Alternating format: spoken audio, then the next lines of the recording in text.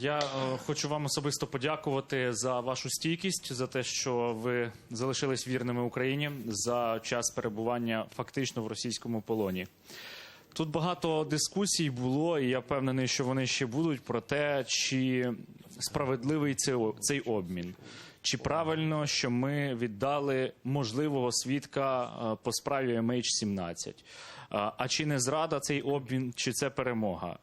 Я, як звичайний громадянин України, який сьогодні також став свідком того, що наші хлопці, наші громадяни повернулись до нашої країни, я гадаю, що ми повинні радіти кожному українцю, якого вдалося повернути з російського полону, і кількісний склад тут, на мою думку, не має жодного значення.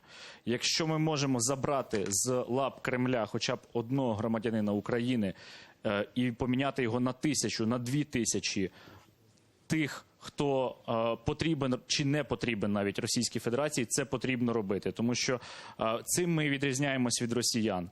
Я дивився, як сьогодні зустрічали українців по прибуттю до Борисполя і порівнював з тим, як зустрічали росіян, і не тільки росіян, які прилетіли до Москви. І це абсолютно дві різні картинки. Сергей, кстати, вот... Как вы будете компенсировать вот те потери, которые остались без отцов, без братьев, с оружием в руках на фронте? Вы немножко, когда Я говорите, не ставлю в жодному випадку знаки реально дорівнює в берите, цих у нас в стране питаннях. идет война. Саме так. У нас в країні йде війна, і я дуже радий, що громадяни України повернулися з російського полону.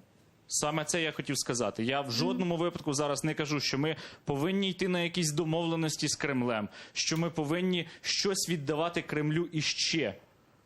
Громадяни України повернулись на територію України, і це найголовніше. Это говорит о том, что вы, в общем-то, об этой ситуации, что в Крыму, что в войне, знаете поверхностно. Ви не згодні з тим, що ми Ні, повинні да, боротися не за кожного соглашусь. громадянина, який перебуває в російському полоні?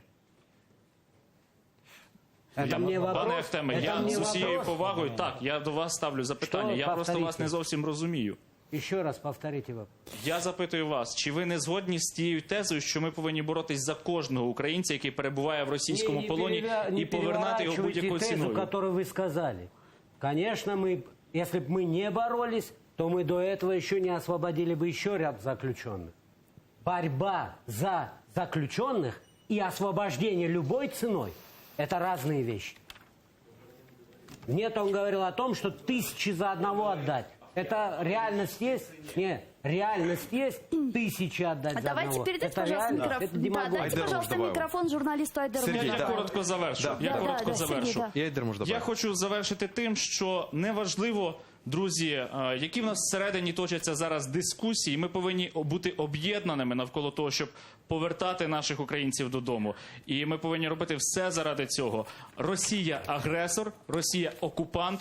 І якщо, не дай Боже, українська влада буде ставити питання територіальної цілісності чи будь-які інші питання під здачу російським інтересам, то ми повинні так само з вами об'єднуватись